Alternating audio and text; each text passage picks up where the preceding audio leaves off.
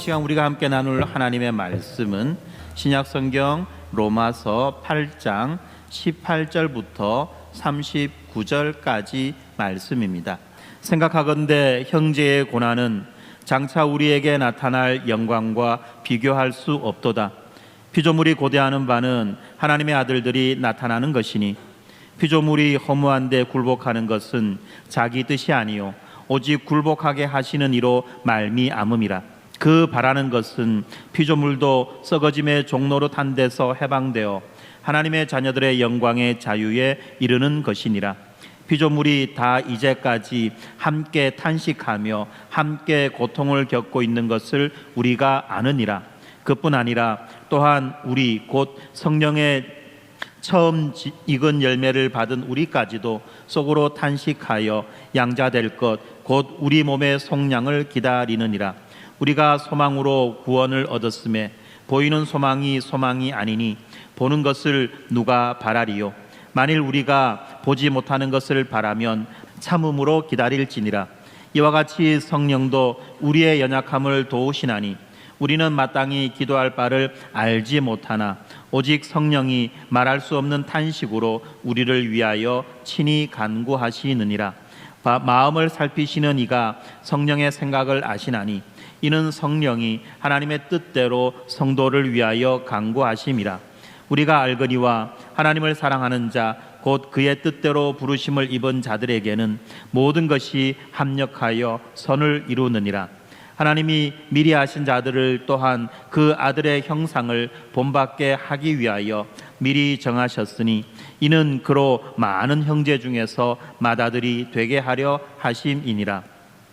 또 미리 정하신 그들을 또한 부르시고 부르신 그들을 또한 의롭다 하시고 의롭다 하신 그들을 또한 영화롭게 하셨느니라.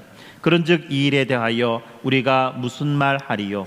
만일 하나님이 우리를 위하시면 누가 우리를 대적하리요?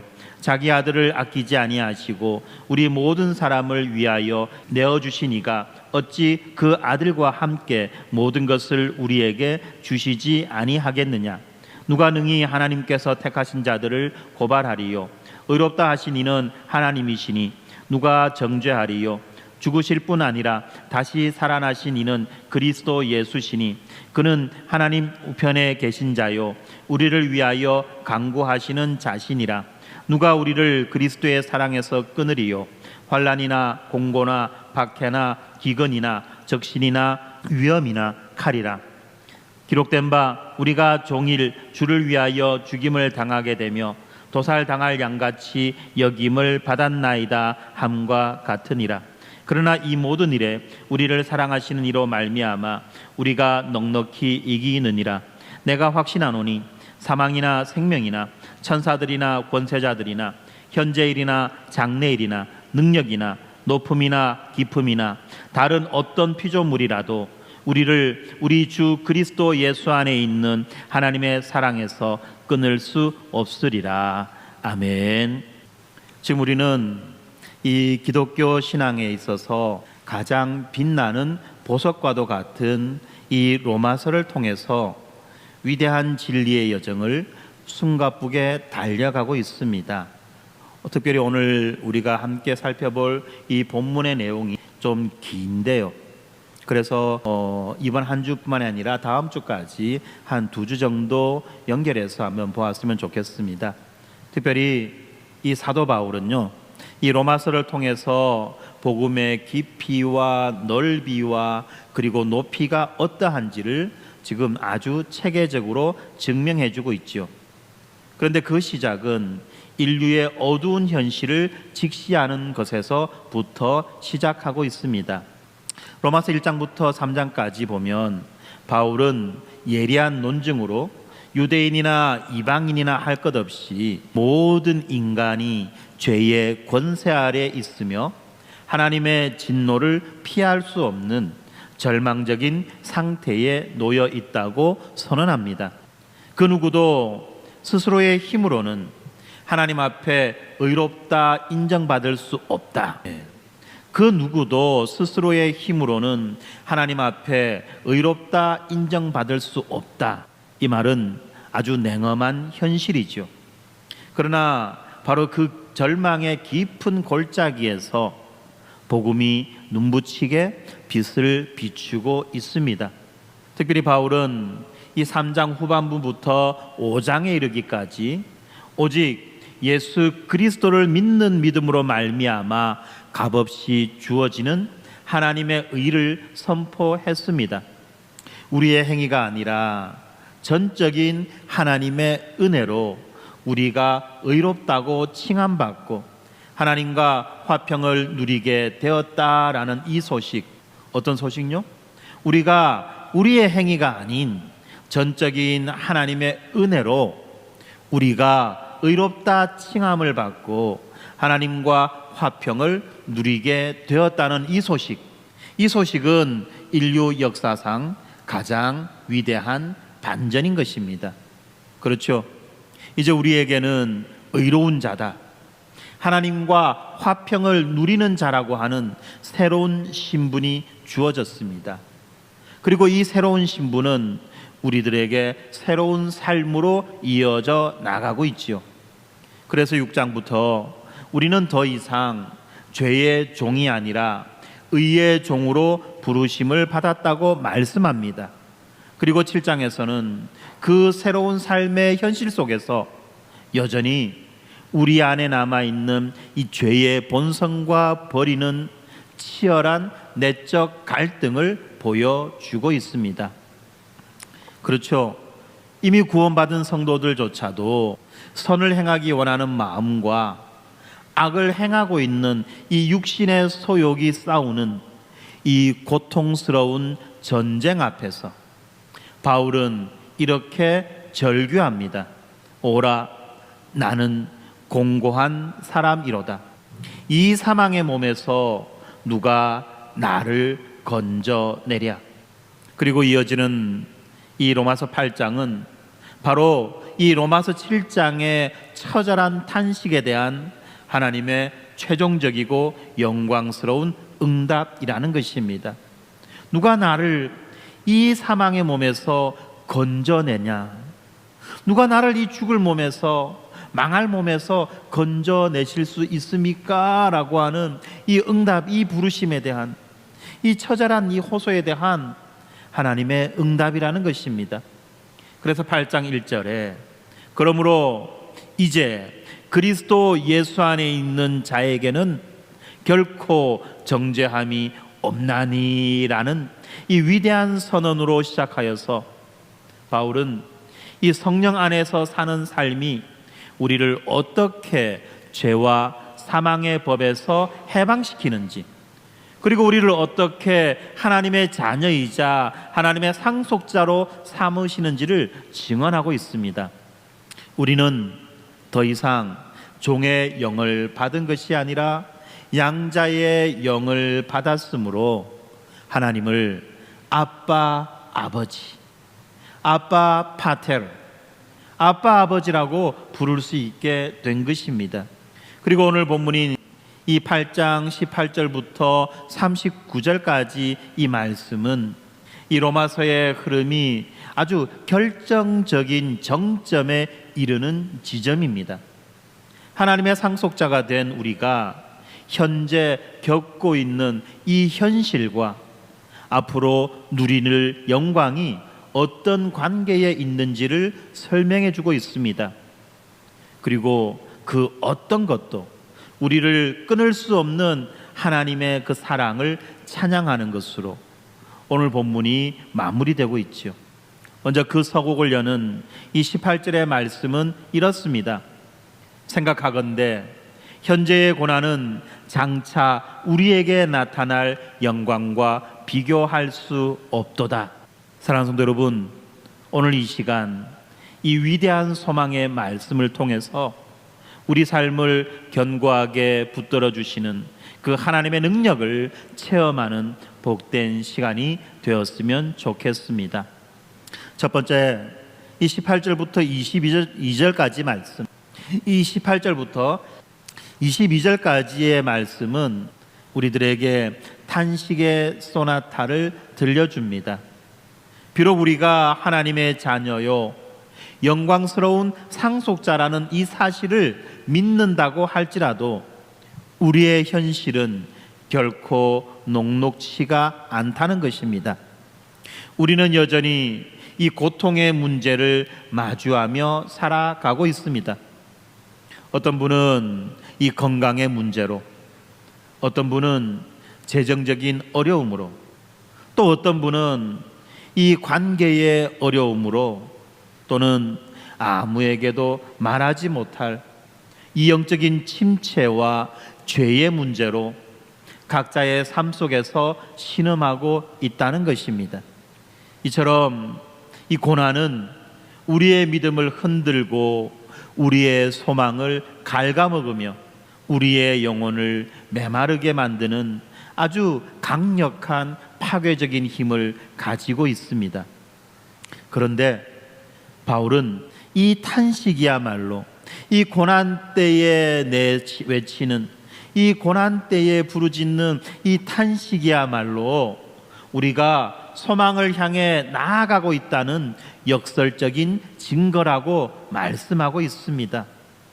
그래서 바울은 이 우리의 개인적인 이 탄식을 우주적인 차원으로 확장하면서 이 세상이 이 탄식의 소나타, 탄식의 삼중주를 연주하고 있다고 설명하고 있습니다. 먼저 19절부터 22절까지 보니까 탄식의 첫 번째 악장이 등장합니다. 이것은 바로 피조물의 탄식입니다. 피조물이 다 이제까지 함께 탄식하며 함께 고통을 겪고 있는 것을 우리가 아느니라. 그렇죠. 하나님 보시기에 심히 좋았던 이 창조 세계가 인간의 죄로 인해서 저주 아래 놓이게 되고 마침내 허무한데 굴복하게 되었다는 것입니다. 그리고 그 증거로 나타나는 이 자연재해와 팬데믹과 환경 파괴, 그리고 전쟁, 그리고 착취와 약탈, 이 모든 것들은 바로 창조 세계가 신음하고 있다는 증거입니다. 바울은 이 피조물인 자연과 만물들이 하나님의 자녀들이 온전한 영광의 모습으로 나타나 자신들을 이 저주에서 해방시켜줄 그날을 간절히 고대하며 탄식하고 있다고 말하고 있습니다. 이처럼 우리가 겪는 고통은 나 혼자만 겪는 것이 아니지요. 이 세상 전체, 이 깨어진 세상 전체가 함께 겪고 있는 우주적인 아픔의 일부라는 것입니다. 그렇지만 하나님은 이러한 탄식 가운데 잃어버린 낙원을 복구하는 데서 멈추지 않으시고 더 영화로운 새 창조로 이 피조물들을 완성해 가실 것입니다. 이어지는 23절부터 25절까지 이 탄식의 두 번째 악장이 등장합니다. 바로 성도들의 탄식입니다. 그뿐 아니라 또한 우리, 곧 성령의 처음 익은 열매를 받은 우리까지도 속으로 탄식하여 양자될 것, 곧 우리 몸의 속량을 기다리느니라. 그렇습니다.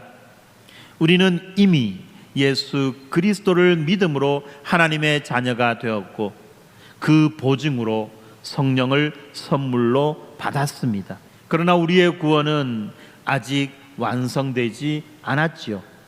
우리는 여전히 죄의 본성에 남아있는 육신을 입고 살아가며 질병과 노화와 죽음의 한계 속에서 살아가고 있습니다.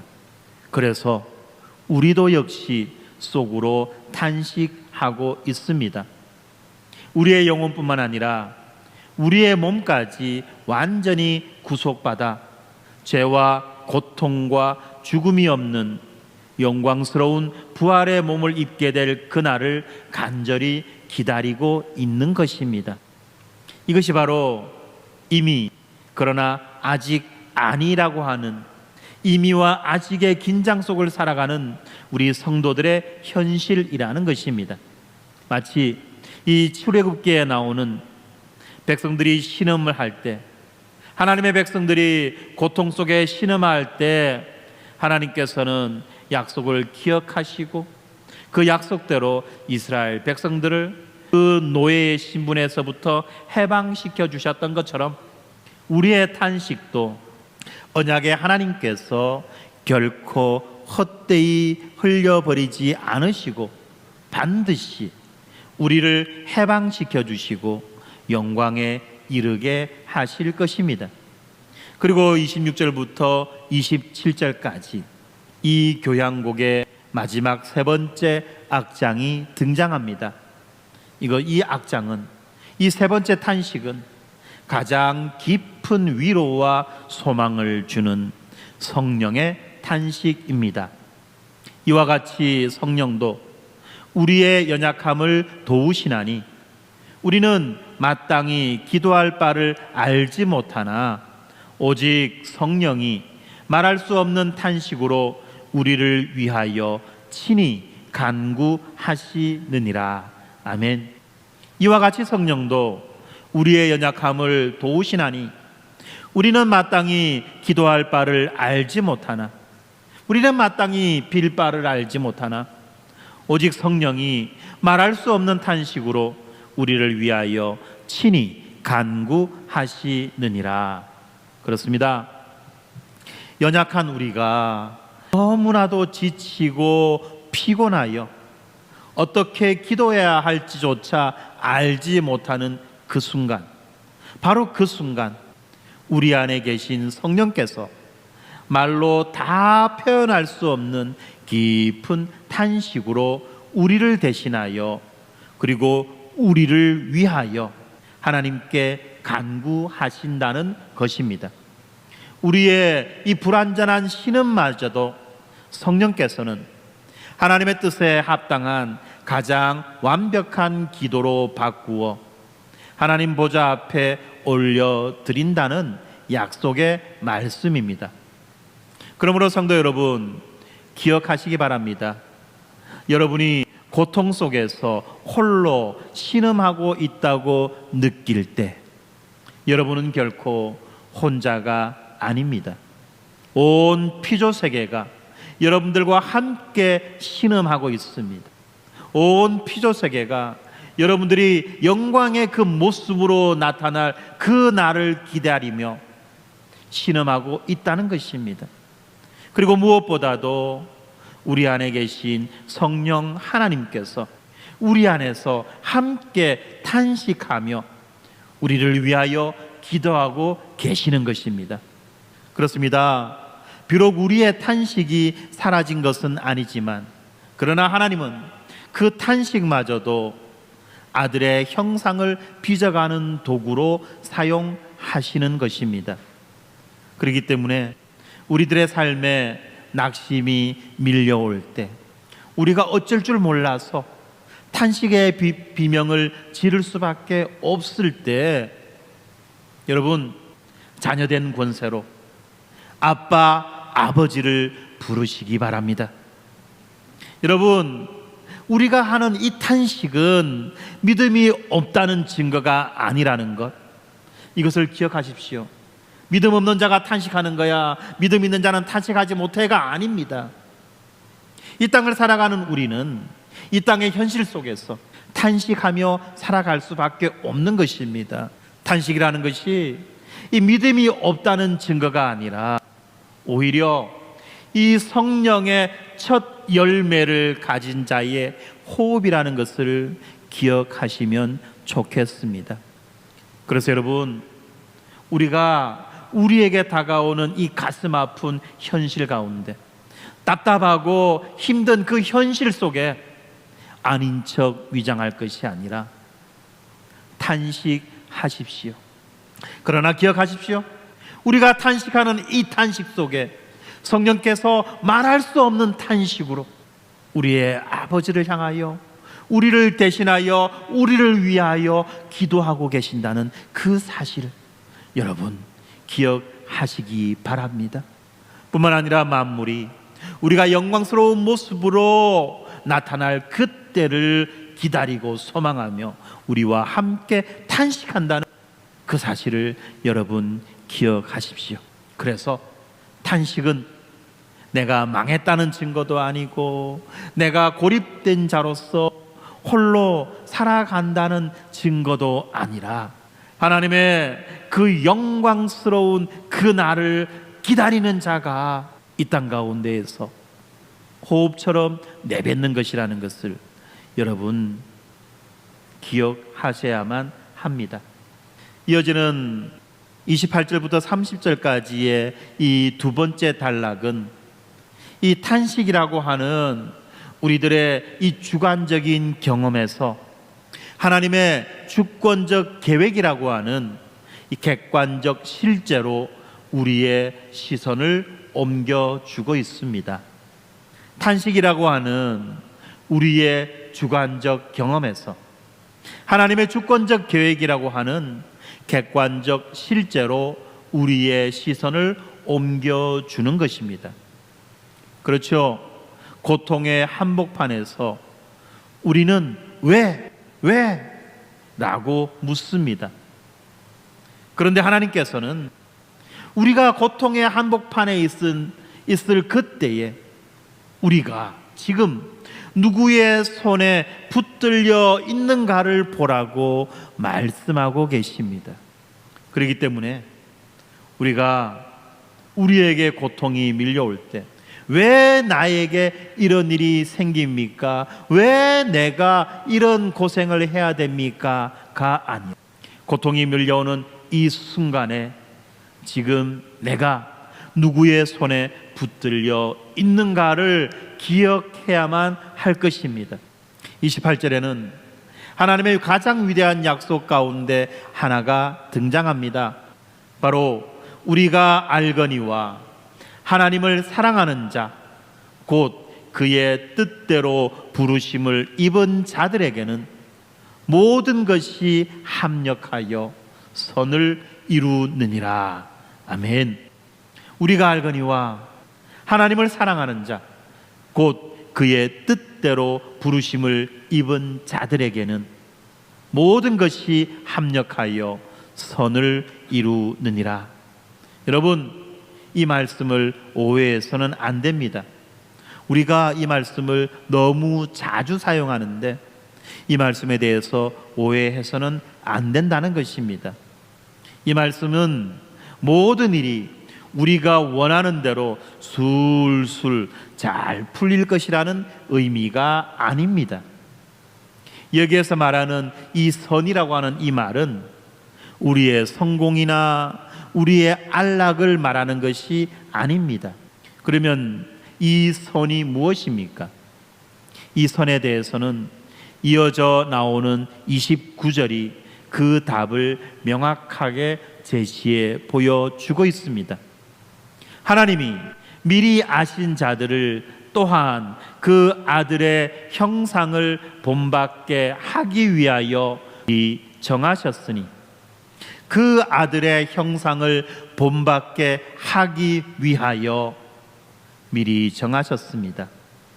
다시 말하면 하나님께서 약속하신 이 궁극적인 선이라고 하는 것은 바로 우리가 예수 그리스도의 형상을 닮아가는 것입니다.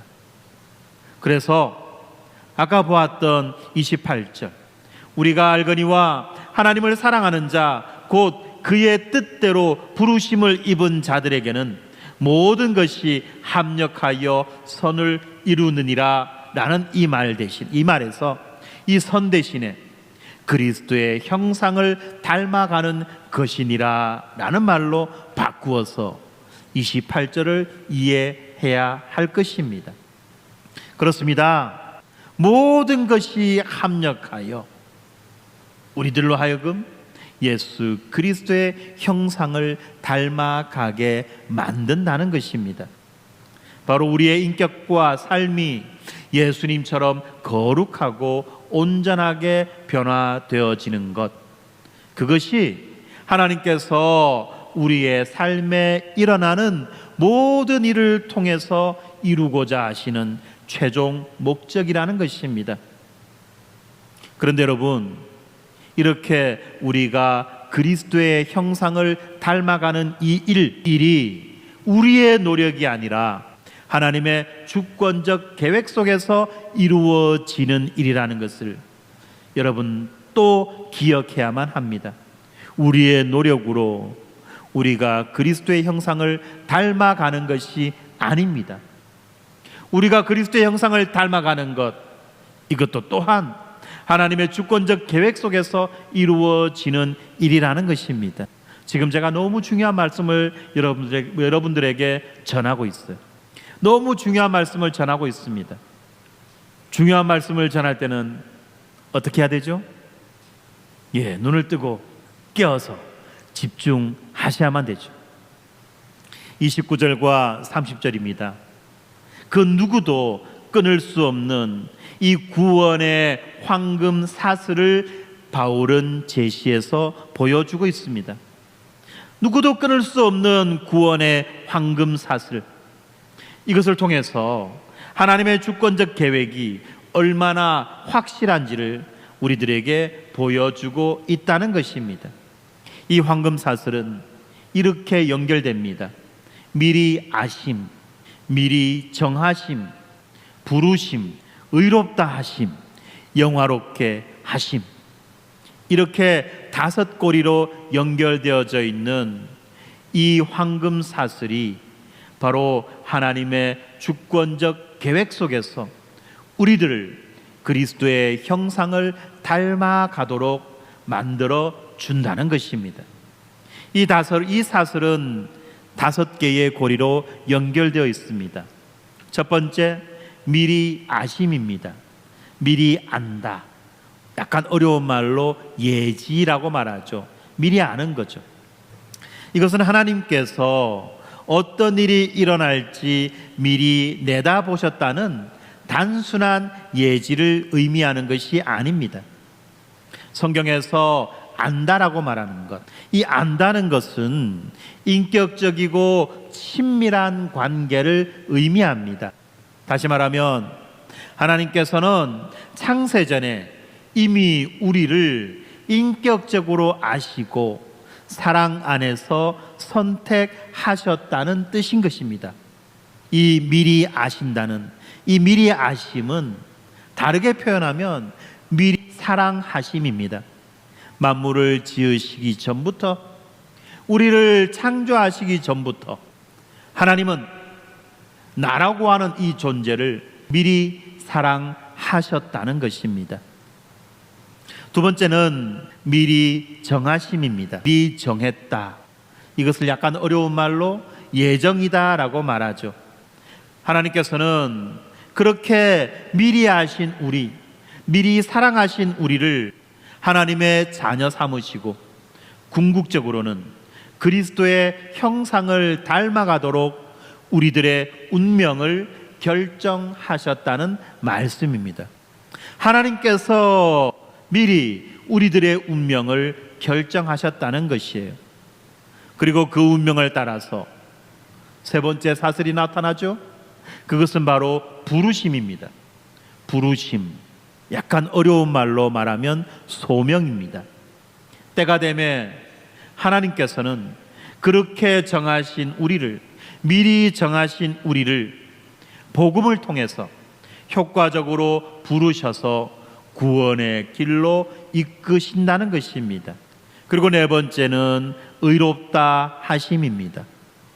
어려운 말로 칭의라고 말하죠. 부르신 우리를 예수 그리스도의 그 십자가 공로에 근거하여 법적으로 죄 없다, 의롭다고 선언해 주신다는 것입니다. 예수 그리스도의 십자가의 공로에 의지하여 이제 우리를 하나님의 법정에서 죄가 없다, 의롭다라고 선언해 주셨습니다. 그리고 마지막 5번째 고리입니다. 그것이 바로 영화롭게 하심, 영화입니다. 의롭다 하신 우리를 또한 영화롭게 하셨다고 말씀합니다. 이미 우리를 영화롭게 하셨다라고 말씀하세요. 여러분, 여기에서 우리는 이 바울이 어떤 시제를 사용하고 있는지 자세히 살펴보아야만 합니다. 성경을 꼼꼼하게 읽어보세요. 성경을 꼼꼼하게 살펴보세요. 여기에서 등장하는 이 황금 사슬이 모두가 다 과거형으로 기록되어져 있습니다. 특별히 이 본문에서 이 영화롭게 하실 것이다 라고 하는 미래의 시제를 쓴 것이 아니라 영화롭게 하셨다, 이미 우리를 영화롭게 하셨다라고 하는 이 과거 시제를 사용하고 있다는 것에 우리는 주목해야만 합니다. 여러분, 미리 아시고 미리 정하시고 부르시고 의롭다고 하신 것은 우리가 이미 알고 있듯이 이전에 일어난 과거적 사건입니다. 그리고 이제 하나님께서는 우리들로 하여금 날마다 거룩의 길을 걸어가게 하시죠. 그리고 마침내 이 길의 끝에서 하나님은 우리를 영화롭게 해 주실 것입니다. 이것이 우리가 구원의 서정을 통해서 배웠던 내용인데, 오늘 본문에서는 이 영화롭게 해 주시는 것, 이것에 대해서 앞으로 그렇게 해 주실 것이다라고 말씀하는 것이 아니라 이미 우리를 영화롭게 해 주셨다라고 하는 과거형으로 쓰고 있다는 것입니다. 이상하지 않습니까? 미래적 사건인데 과거형으로 이 말씀을 기록하고 있는 것, 이것을 우리는 주목해야만 한다는 것입니다. 왜 이렇게 성경이 기록하고 있을까요? 이것은 바로 영화라고 하는 것, 다시 말하면 우리들의 최종적인 이 구원과 영광이 미래에 일어날 일이지만, 하나님의 관점에서는 이 사건이, 이 미래적 사건이 이미 완성된 사건처럼 확실하다는 것을 강조해 주는 표현이라는 것입니다. 최종적인 구원과 영광, 이것은 원래적으로 말하면 미래적으로 일어날 일입니다. 미래에 일어날 일입니다. 그러나 하나님의 관점에서는 이것이 너무나도 확실하고 너무나도 분명하기에 이미 완성된 사건인 것처럼 과거형으로 표현하고 있는 것입니다. 여러분, 이 황금 사슬을 보십시오. 미리 아시고 미리 정하시고 의롭다 하시고 영화롭게 하셨다. 이 시작도 하나님이시고 이루어 가시는 분도 하나님이시고 마침내 이 일을 완성하시는 분도 하나님이라는 이 사실, 이것을 우리는 기억해야만 합니다. 이 사슬의 어느 고리에도 우리의 노력이나 우리의 자격이 끼어들 틈이 없다는 것입니다.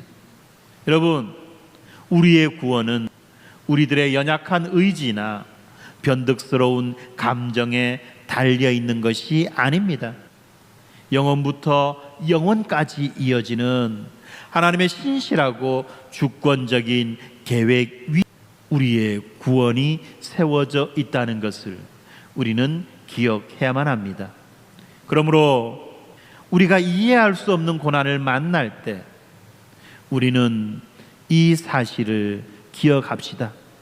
지금 내 눈에 모든 것이 깨어지고 내가 마치 실패한 자인 것처럼 느껴지는 그때라고 할지라도, 모든 것이 깨어지고 마치 내가 실패한 자인 것처럼 느껴지는 그 순간이라고 할지라도, 전능하신 하나님께서는 우리들의 실패와 우리들의 그 깨어진 그 조각들을 사용하셔서 그분의 선하신 목적, 다시 말하면 우리를 그리스도의 형상으로 빚어가시는 위대한 모자이크 작품을 만들고 계신다는 이 사실을 우리는 알고 믿어야만 하는 것입니다. 하나님은 우리 인생에 깨어진 조각을 하나 모으셔서 우리가 미처 알지 못했던 우리가 미처 기대하지 못했던 아름답고 위대한 그 모자이크 작품을 만드시는 것입니다. 그렇기 때문에 우리의 고난은 결코 무의미하지 않습니다. 때로는 우리의 실패조차도 실패가 아니라는 것입니다. 이런 고난은, 이러한 실패는 우리를 영화롭게 하시는 하나님의 손길 안에 있는 거룩한 도구라는 사실, 이것을 우리는 믿어야만 합니다. 그리고 이것을 믿을 때 우리는 확신의 찬송을 부를 수가 있는 것입니다. 그래서 31절에서 바울이 이렇게 말합니다. 하나님이 우리를 위하시면 누가 우리를 대적하리요?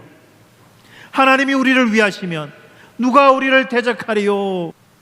여러분, 우리의 인생은 전능하신 하나님의 손에 달려있다는 이 사실을 여러분 기억하시고 믿으십시오. 바울은 이 사실을 믿었기 때문에 이제 마지막 부분 31절부터 39절까지 이 마지막 단락에서 장엄한 승리의 찬송을 높이 외칠 수밖에 없었던 것입니다. 바울은 마치 이 법정에서 승소한 변호사처럼, 승전한 이 개선 장군처럼 우리를 향한 모든 대적과 고발을 잠재우는 일련의 질문들을 던지고 있습니다. 31절에 보니까 그런즉 이 일에 대하여 우리가 무슨 말하리요? 만일 하나님이 우리를 위하시면 누가 우리를 대적하리요? 그렇죠. 우주를 창조하시고 역사를 주관하시는 하나님이 우리 편이신데 감히 누가 우리를 대적할 수 있겠느냐라는 선언입니다. 세상은 우리를 실패한 자다, 우리를 망한 자다라고 그렇게 조롱하고 비웃습니다. 그리고 우리는 때때로 그러한 세상의 조롱과 비웃음과 비난 앞에서 자기의 인생이 산산이 깨어져 버린 그런 거울 조각처럼 그렇게 가치없이 그렇게 느껴질 때가 있다는 것입니다. 그런데 바울은 그런 실패와 그런 절망 속에서 이렇게 말하는 것입니다. 하나님이 우리를 위하시는데 누가 우리를 대적할 수 있느냐? 하나님이 나의 이 실패와 나의 이 절망에 깨어진 조각들을 사용하셔서 위대한 하나님의 그 작품을 만들어가고 계신데 누가 우리를 비웃을 수 있겠냐는 것입니다. 우리를 창조하시고 역사를 주관하시는 하나님이 우리의 인생을 이끌어 가시는데 감히 누가 우리를 대적할 수 있겠느냐는 말입니다. 두 번째로 32절에 보니까 자기 아들을 아끼지 아니하시고 모든 사람을 위하여 내어주시니가 어찌 그 아들과 함께 모든 것을 우리에게 주시지 아니하겠느냐라고 질문하지요. 그렇습니다. 하나님께서는 우리를 위해서 가장 소중한 독생자 예수 그리스도를 십자가에 내어주시는 가장 큰 선물을 이미 주셨습니다. 가장 큰 선물을 이미 주셨는데 하물며 그보다 작은 다른 모든 것들을 우리에게 주시지 않겠느냐라고 하는 강력한 논증의 말씀이죠. 그렇지 않습니까? 하나님이 나의 기도를 들어주시지 않는 것 같다. 내 인생은 하나님이 더 이상 돌아보시지 않는 것 같아 라고 느껴지는 그 절망과 그 고독의 그 순간에 여러분 다시 한 번 더 기억하라는 것입니다. 이 절망과 이 고독은 하나님이 주시는 것이 아닙니다. 세상이 우리를 비방하고 세상이 우리를 공격하기 위한 수단이라는 것을 여러분들은 인식해야만 합니다.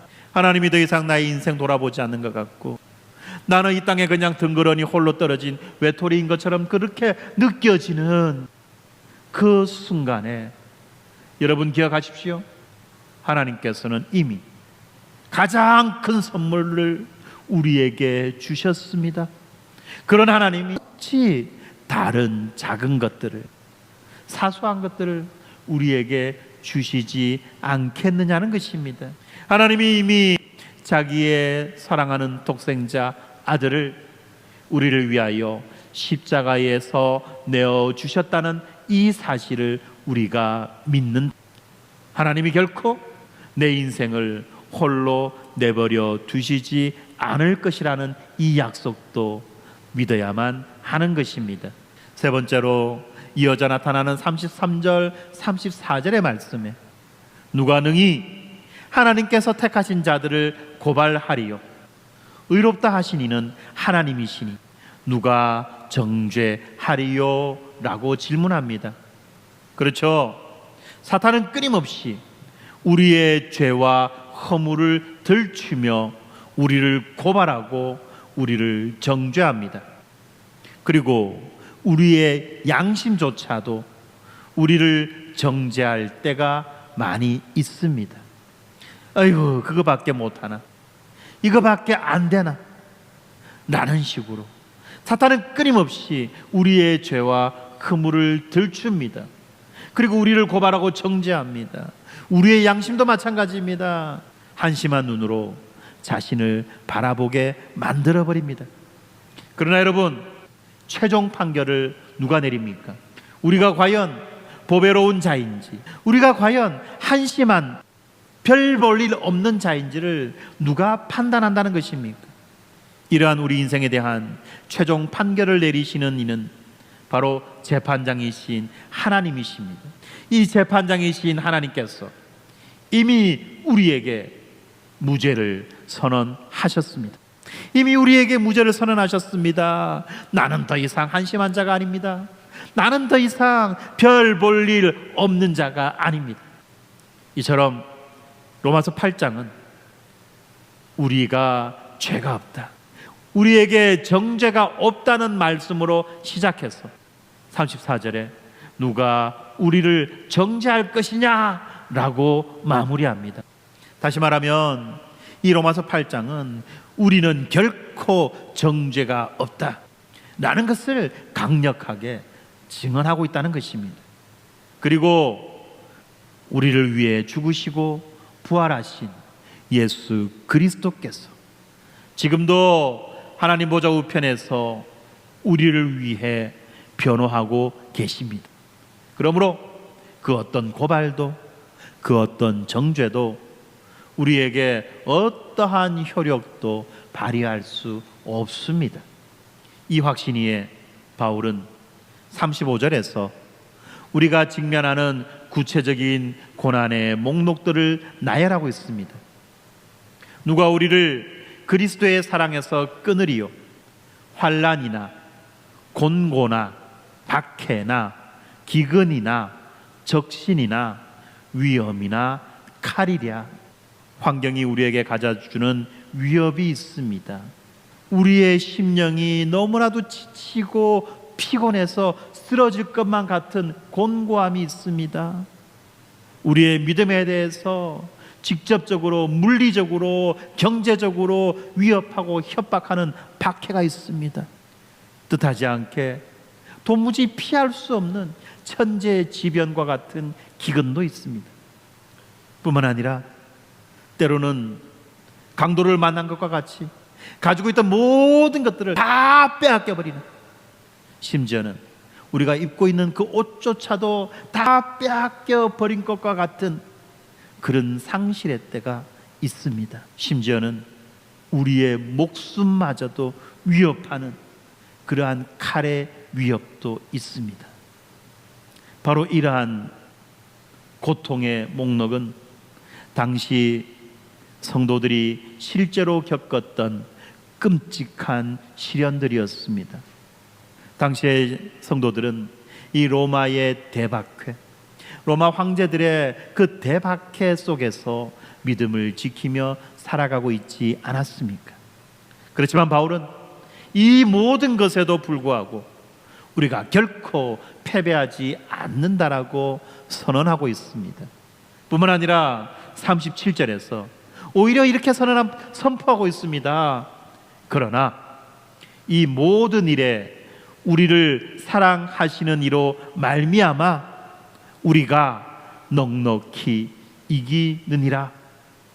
이 모든 일에 어떤 일입니까? 환난이나 공고나 박해나 기근이나 적신이나 위험이나 칼, 이런 내적으로 외적으로 천재지변과 같은, 그리고 우리의 모든 것을 다 빼앗겨버리는, 심지어는 우리의 생명마저도 위협받는 이런 모든 일 가운데에 있을 때라도 우리는 우리를 사랑하시는 이로 말미암아 우리가 넉넉히 이기느니라. 여기에서 넉넉히 이긴다는 이 말씀이 원어로 보니까 휘페르니 코멘이라는 말씀입니다. 이 넉넉히 이긴다는 이 말씀은 단지 겨우 이기는 것, 마치 축구 경기를 할 때 전반전 후반전 다 끝나고 연장전 다 끝나도 이기지 못해서 마지막 승부차기를 해서 겨우 근근히 이기는, 꾸역꾸역 이기는 이런 승리가 아니라 압도적으로 완벽하게 승리한다는 말씀입니다. 넉넉히 이긴다, 압도적으로 이긴다, 완벽하게 승리한다는 것입니다. 마치 야구 경기의 콜드 게임처럼 상대가 되지 않을 정도로 압도적으로 이긴다는 겁니다. 애들 말로 압살하는 겁니다. 특별히 이렇게 우리를 공격했던 이 고난마저도 우리를 더욱 강하게 하고 하나님께 더 가까이 나아가게 하는 유익한 도구로 바꾸어버리는 이 초월적인 승리, 이것을 말해주고 있는 것입니다. 그렇지 않습니까? 우리에게 다가오는 이 고난은, 믿음의 눈으로 이 고난을 바라보게 될 때, 그리고 내가 누구의 손에 붙잡혀 있는지 이 사실을 알게 될 때, 고난은 우리를 망하게 하는 것이 아니라 고난은 우리를 강하게 해줍니다. 그리고 이 고난은 우리들로 하여금 하나님께 더 가까이 나아가게 해주는 유익한 도구가 되는 것입니다. 바로 이것이 초월적 승리, 이것이 바로 압도적인 승리라는 것입니다. 그리하여 마침 이 패배와 실패마저도 유익으로 전환하는 위대한 승리가 성도들의 삶에 아로 새겨지는 것입니다. 그리고 바울은 성경 전체에서 가장 위대한 사랑의 선언으로 이 대단원의 막을 내립니다. 마지막 38절 39절 말씀입니다. 내가 확신하노니 사망이나 생명이나 천사들이나 권세자들이나 현재일이나 장래일이나 능력이나 높음이나 깊음이나 다른 어떤 피조물이라도 우리 주 그리스도 예수 안에 있는 하나님의 사랑에서 끊을 수 없으리라. 바울은 상상할 수 있는 모든 영적이고 시간적이고 공간적인 이 세력들을 총동원합니다. 보이는 것, 보이지 않는 것, 이 땅에 있는 것, 하늘에 있는 것, 모든 세력들을, 모든 힘 있는 것들을 다 동원해서 지금 말하고 있는 것입니다. 죽음의 공포도, 삶의 유혹도, 이 사탄과 같은 영적인 존재들의 공격도, 그리고 예측할 수 없는 미래도, 그 어느 것도, 그 무엇도 그리스도 예수 안에 있는 하나님의 사랑의 띠에서 우리를 끊어낼 수 없다는 최종 선언인 것입니다. 이것이 바로 우리의 소망에서 터져나오는 찬송입니다. 이 세상의 어떤 고난과 두려움도 결코 이 찬송을 입틀막 할 수 없다는 것입니다. 이 사실을 우리는 기억하고 우리 속에서 터져나오는 이 찬송을 우리는 날마다 목 놓아 부르는 것입니다. 이제 말씀을 맺겠습니다. 사랑하는 성도 여러분, 오늘 우리는 로마서 8장 18절부터 39절까지의 말씀을 통해서 우리를 견디게 하는 이 소망의 여정을 살펴보았습니다. 우리는 먼저 우리의 그 탄식이 결코 외로운 절규가 아니라 온 피조물과 그리고 성령께서 함께 하시는 거룩한 탄식의 삼중주라는 것을 보았습니다. 그리고 우리의 고난이 결코 무의미한 것이 아니라 우리를 그리스도의 형상으로 빚어가시는 하나님의 주권적 계획, 결코 끊어지지 않는 구원의 황금 사슬 안에 있다는 것을 확인했습니다. 마지막으로 그 어떤 시련과 대적도 우리를 압도할 수 없으며 도리어 우리가 압도적으로 이기는 자로서 하나님의 끊을 수 없는 사랑을 찬송하게 될 것을 보았습니다. 여러분, 지금까지 우리가 함께 걸어온 이 로마서의 여정을 기억하십니까? 죄로 인한 절망에서 시작해서 오직 믿음으로 얻는 의를 지나 성령 안에서 하나님의 자녀가 되는 영광에 이르렀습니다. 그리고 오늘 말씀은 믿음의 최종 목적지, 믿음의 여정의 최종 목적지이자 우리의 신앙생활 전체를 붙들어주는 닷과 같은 말씀입니다. 지금 우리가 흘리는 이 눈물과 고통이 이 모든 이야기의 끝이 아닙니다. 비교할 수 없는 영광이 우리를 기다리고 있습니다. 이 영광에 대한 소망, 이 영광에 대한 소망은 막연한 기대나 또는 어떤 정신 승리가 아닙니다. 이 소망은 우리를 위해 아들을 내어주신 그 하나님의 성품에, 그리고 창세전부터 우리를 계획하시고 끝까지 책임지시는 하나님의 약속에, 그리고 그 어떤 것도 끊을 수 없는 하나님의 사랑에 닻을 내리고 있는 확실한 실제라는 것입니다. 하나님의 성품과 하나님의 약속과 하나님의 사랑에 닻을 내리고 있는 확실한 실제라는 것입니다. 그러므로 아직 이 사랑 안에 들어오지 못한 분이 계시다면 오늘 그리스도를 신뢰하시기 바랍니다. 그리고 이미 믿는 우리는 성령의 도우심을 의지하여 일상에서 이 사랑을 실행하는 결단으로 응답합시다. 더 이상 우리를 둘러싸고 있는 그 상황의 희생자로 살아가는 것을 멈추시고 장차 나타날 영광의 상속자로 당당하게 살아가시기 바랍니다.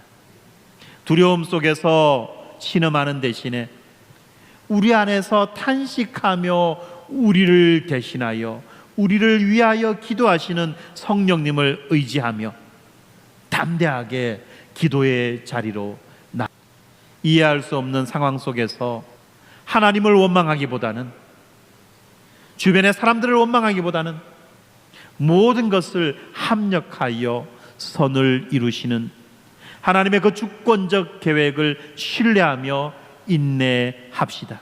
그리고 세상이 우리를 위협하고 정죄할 때 그 모든 소음보다 더 큰 목소리로 이렇게 선포합시다. 만일 하나님이 우리를 위하시면 누가 우리를 대적하리요? 그 어떤 것도 나를 그리스도 예수 안에 있는 하나님의 사랑에서 끊을 수 없으리라. 아멘. 저를 따라서 함께 해볼까요? 만일 하나님이 우리를 위하시면 누가 우리를 대적하리요? 그 어떤 것도 나를 그리스도 예수 안에 있는 하나님의 사랑에서 끊을 수 없으리라. 끊을 수 없으리라. 아멘. 여러분, 우리의 고통은 진짜입니다.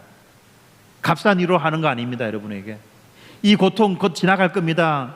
별거 아닙니다가 아닙니다. 그렇습니다. 우리의 고통은 진짜입니다. 그런데 여러분, 우리의 소망은 더 진짜입니다. 우리의 소망이 더 진짜라는 이 사실, 여러분 믿으십시오. 우리의 탄식은 깊습니다. 그러나 우리를 향한 하나님의 사랑은 더 깊다는 사실을 우리는 기억해야만 합니다. 우리의 현재 고난은 잠깐이지만 우리에게 약속된 영광은 영원합니다. 그리고 이미 확정되었습니다. 우리의 고난은, 우리가 당하는 현재의 이 고난은 잠깐이에요. 여러분, 길어봤자 100년이에요. 길어봤자 100년입니다. 그런데 우리에게 약속되어져 있는 이 영광, 우리에게 주어진 이 영광은 영원한 겁니다. 영원.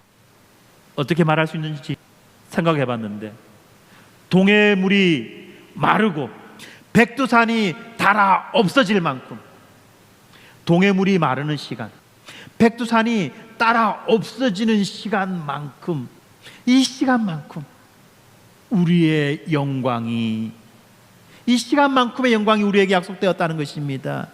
그리고 이 영광이 이미 우리에게 확정되었다는 거예요. 무엇을 크게 보시겠습니까? 무엇을 크게 보시겠습니까? 아무리 길어봤자 100년도 안 되는 그 고난을 마치 세상의 전부인 것처럼 여기고 살아가시겠습니까? 아니면 동해물과 백두산이 마르고 닳도록 오랜 시간 동안 우리에게 주어진 그 영광을 기대하고 소망하며 살아가시겠습니다. 이 깨트릴 수 없는 소망이 오늘 이 자리에 있는 사랑하는 모든 성도 여러분의 삶을 끝까지 견디게 하고 마침내 승리의 찬송을 부르게 하는 능력이 되기를 우리 주 예수 그리스도의 이름으로 간절히 축원합니다.